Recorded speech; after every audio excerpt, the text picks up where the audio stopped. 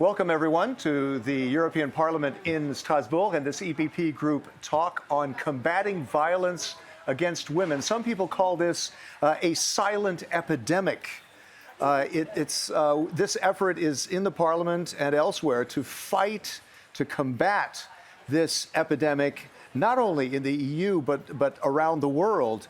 MEPs are pushing to ratify what's called the Istanbul Convention, which is already being observed by a number of European countries, by most of them, though there are 6 who have yet to ratify that convention, which is a legally binding treaty against violence against women. Joining us to talk about this is Frances Fitzgerald. You're among those MEPs who are working tirelessly to make this happen. You're on the Committee on Women's Rights and Gender Equality, working on this, also on this new directive on combating violence against women. And online, Marcella Pirrone, president of the WAVE network, that's Women Against Violence in Europe. You've been for 25 years with WAVE, and as a feminist lawyer activist for 35 years. You speak from experience of helping to set up these different women's shelters in Italy. WAVE is a network of 165 members running over 1,600 women's specialist services against violence in 46 European countries. It's a very large organization dealing with a very large issue. Because the EU's Fundamental Rights Agency says 1 in 3 women in the EU, around 62 million women have experienced physical or sexual violence. More than half of all women in the EU have experienced sexual harassment at least once since the age of 15. One more figure here, the UN Women Agency says more than 80,000 women were killed worldwide in 2021, more than half of them from intimate partners or a family member. 4,500 of them here in Europe. How do we combat that? Let's first talk to Frances on this. I mean, how urgent, can you tell us how, obviously this is urgent, but can you tell us a little bit more on the urgency to combat it in Europe? Oh, it's absolutely critical, because you're quite right in what you said in the introduction. It's a silent epidemic. And we've got to break that silence, because every 10 years, a city the size of Marseille, Zagreb, Amsterdam disappears effectively because 800,000 plus women are killed by femicide. So imagine, a city that size, cities that size disappearing. That's the scale of femicide, of women dying every year. So women are being killed right across the member states. And if anything, I'm surprised that it doesn't get the level of urgency from everyone, whole of society, all of the time now, to stop this, because we can stop it, we can interrupt it, we can make sure that no more women die from intimate partner violence in Europe. I mean, we've got to do more. We can lessen the numbers. We can prevent this by various actions. We can protect women more, and then we can prosecute more as well.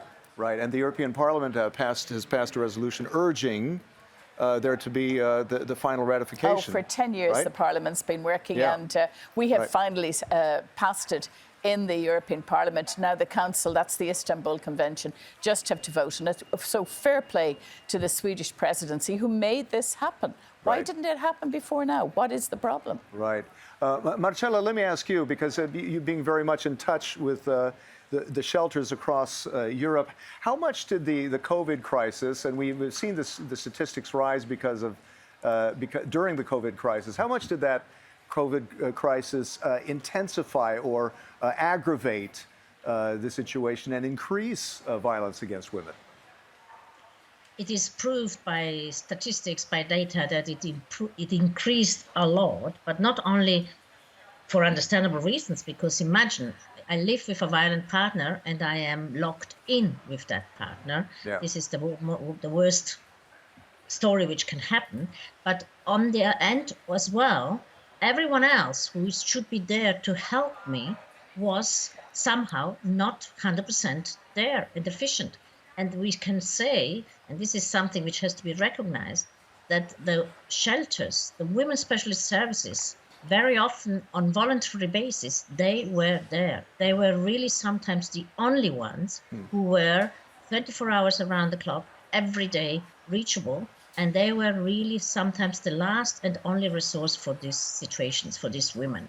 So I think this has to be recognized, because this is very important, especially in those places, in those countries where these services are not sufficiently funded or not even recognized. Now, This has shown you their started, importance. yeah, you started to, you began a network of women's shelters in Italy. Was there a light bulb moment that where you decided, I've got to do this? Actually, it started informally very, very early, and this is the typical story, not only for Italy, of all countries where there are networks, because women's groups who started 40 and more years ago to realize that this is a social and common problem, it's not a private problem, it's a problem for whole society, and Yes. started engaging in it, were looking for other women to empower themselves, to enforce themselves, because the state was doing nothing. So we had to join, we had to come together to give us strength, power, to give us experience, and to grow. And this has then led to formalizing networks. But we have always worked in a network. And I must say that Istanbul Convention recognizes this incredible strength of the networking, of working together, talking about multi-agency approach, which is the model we have always applied. How much improvement have you seen in the countries in Europe that have actually ratified the Istanbul Convention?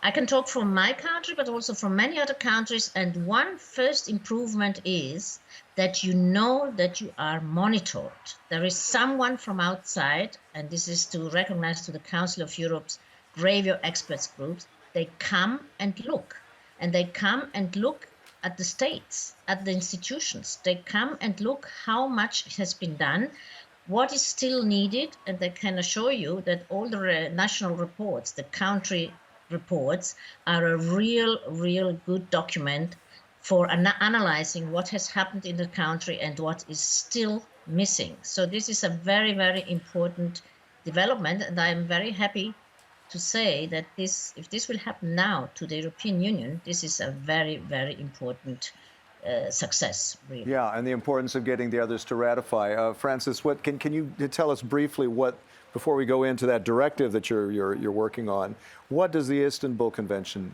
do? Well, effectively, it's a kind of a statement about standards, about what needs to be done in each member state in order to effectively protect women, prevent violence. It outlines the kind of national strategies that you should have. So many countries now, like in Ireland, have a national strategy to combat gender-based violence. And that means that you're getting everybody to work to a plan that, first of all, you recognise how serious this issue is, that you have laws in place, that you have services in place, that you support NGOs who are working in this area. You probably have a helpline that's available to the public. You support the shelters that we have. So it lays out all of the different elements, because no one factor is going to solve this issue.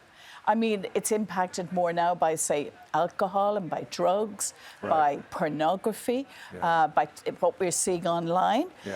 Therefore, it's ever-changing, the things that cause gender-based violence. But there are things that can be done to prevent, and then where it is happening, to help the victims, who are mostly women. So prevention, yes. prosecution. There are three aspects to it. Three key pillars. How is that working in Ireland? Because Ireland has ratified the Istanbul Convention, right? Well, I think we're seeing a lot more activity, a lot of engagement between the NGO community, all of those activists that we've been talking about, informing government about policy, working in partnership. There's a huge partnership between the NGO community active in this area.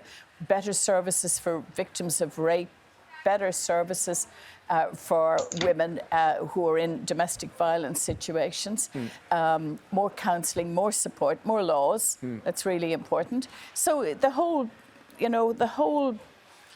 panoply of actions that you need. They're all happening. Okay. But it's a very pervasive problem. Yeah. And, you know, we need more men involved in this. I talk a lot about the need for more male champions. Right. We need to have men speaking out because men will impact on other men as Yeah, well. they'll listen. We cannot leave it to women alone, which it really has been primarily women who've highlighted this and worked on it.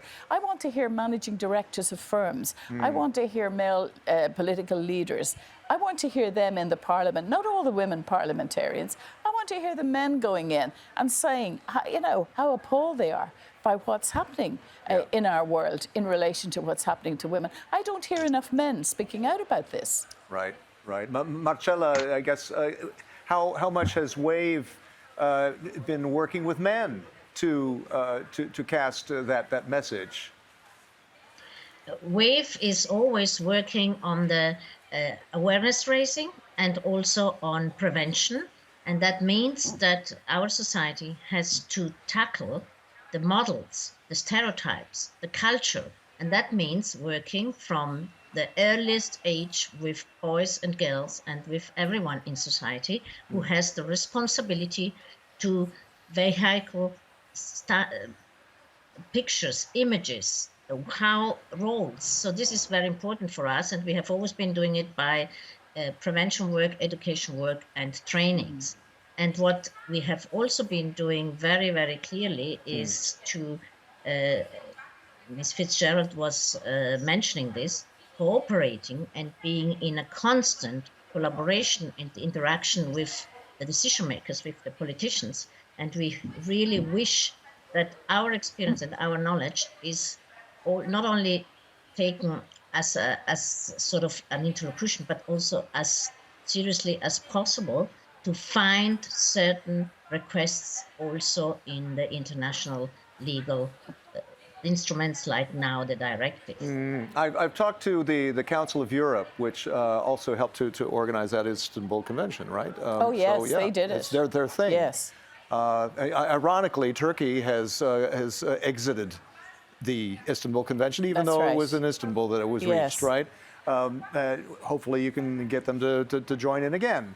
But the Council of Europe also told me that they've seen progress, despite all those horrifying figures that I cited at the very beginning. They see there are more hotlines across Europe, crisis centers for the first time in Belgium, Portugal, Finland, Albania. Laws to define rape based on the lack of consent rather than on proof of force and threat. And Sweden amended its law where it says only yes means yes. Prosecution rates are rising there. Any other progress that you see, Marcella? The progress is what we are hearing now is that there is media, public discourse, and also political responsibility. This is the progress. Where I am a bit worried about is if this progress, it becomes a sort of, let's say, fashion. We have to talk about violence, but we are not going actually in depth of it. And we are looking for shortcuts to find solutions, whereas it's clear that unfortunately we don't have shortcuts. We have to tackle it from the roots by being prepared to invest much more funds, because it's proved that if you invest €1 for saving a life, or not even a life, but a violent situation, it will come back in terms of benefit for social, for education, for health, for work, 7 times more. These are data. So this is worth being done and really invested. I'd like to, Frances, I'd like to move on to the directive that you're working on with other members of the EPP Group and beyond. You're trying to put together cross-party support for this. What's the role of the EPP Group in making this directive happen, and what does the directive do? I'm one of the rapporteurs, so I'm an EPP rapporteur, working with a socialist colleague and with all of the other stakeholders, all of the other parties. So this is a directive which the Commission proposed. It's a directive on violence against women and domestic violence, and it covers rape, how to deal with rape. It covers female genital mutilation. It covers cyber violence, which includes cyberbullying, sending intimate images, all of that type of thing, which we know now is a huge issue, particularly, of course, a lot of younger women being targeted with cyber violence and tragically leading to suicides, leading, death. Huge implications, and we've got to keep up with technology. So we've got to have law that criminalises the behaviour online as much as we criminalise it offline. So the directive is great credit to Ursula von der Leyen for bringing this out, our EPP president of the Commission. And we are trying to make sure that this becomes law, and it would mean that every member state, it's really, if you like, the implementation tool at a European level of the Istanbul Convention. Oh, so okay. it lays codifies out it, again, kind of, right. exactly. And again, it looks at, prevention, protection, prosecution. And it's laying down clear definitions. Now, very interesting, I mean, you would have thought that rape would be central in a new directive on violence against women, but quite a number of member states, many of them, are saying, because it's not what's called a Euro crime, we can't have it in the directive. Imagine a directive on violence against women without rape being central, dealing with the horrendous crime of rape. But they're saying, oh, well, it's kind of an overreach by Europe. Because it's not a Euro crime and you need a unanimous decision to make it a Euro crime, we think it's an overreach by European, institutions into our criminal justice law. So that really makes me very worried that we could end up in that situation. I'm quite concerned about it. But the directive is very good. So we're working to get agreement across all of the stakeholders here. And all of the people who are working on it from all of the political parties. We're in the middle of negotiations right now. We hope to have a vote in the Parliament in June. Okay. And Marcella, anything to add on that directive? I guess that must be yes, a positive thing for you. Very happy to. Yeah. Very happy. We've recognized, first of all, the great work which has been done by the rapporteurs and all the shadow rapporteurs, and we are in constant discussion with them. And rightly, Ms. Fitzgerald was concerned about something strange in the directive about rape, and we as WAVE, who represent Women's Specialist Services, are also very concerned about another strange effect of this directive, which is, it's called the Directive for Violence Against Women. And when it lists all the services which should be tackling this phenomenon, this problem, the word women doesn't exist. The whole directive speaks about specialist services without calling them women's specialist services, which are in fact the ones who since over 40 years are fighting this and are a good model in all European countries. So this is one point we are very much concerned about as the network of specialist services, and we have given our sort of opinion and advice, and I'm sure Ms. Fitzgerald and all the others can sort of consider this, because this is another strange result of some political discussions. Yeah, any further explanation on that? There's Frances? lots of discussions about the language in the directive, and I know this has been a concern. Of course, we support women-only, shelters. We certainly do, but the language at the beginning is very inclusive. That's been used in the directive, and we're hoping that kind of meets the concerns that people have about services and about having services for women. But we're in ongoing discussions to kind of make sure the language is as inclusive as possible. We've got a lot of legal advice on it, and we're keen to meet those concerns and make sure they are reflected in the directive. Can I, Marcella, can I ask you more about the helpline? Because I see and by the way, it's 116016. 116016. At least 15 countries have joined in Europe. The deadline for member states to reserve the common EU number to connect to the national helplines was the end of last month. What's the situation now, Marcella? We think that our experience is that national helplines who connect and then to the local realities are very, very important, because of course they know best about their own country. Yeah. So what was important for us is that if there is an international helpline, if there is an European helpline, it has to be very carefully coordinated and connected with already existing very efficient helplines. This is, in fact, has been considered in the directive, and this is a very important point, that we don't need other services if we have already good services, but it's good to coordinate them as best and to, again, give them instruments and funds to work and to function. Okay, very good. Coming back to the Istanbul Convention now, the next step is what? The European Council needs to ratify? Yes, and that's it then. Yes. And it's through qualified majority. Exactly. The European Court of Justice recently said that it could be a qualified majority as opposed to unanimity. That's what was holding it up. So now it's going to be a qualified majority. And then we hope that those countries who didn't ratify to begin with, that they, begin to really act on this huge problem in their countries of domestic violence and, femicide, and make sure that action is taken along the lines that are outlined in the Istanbul Convention and which will be outlined in the directive. So there's a lot of activity, let's hope that we see action on the ground as well. That's what really matters at the end of the day. Sure. Marcella, final word?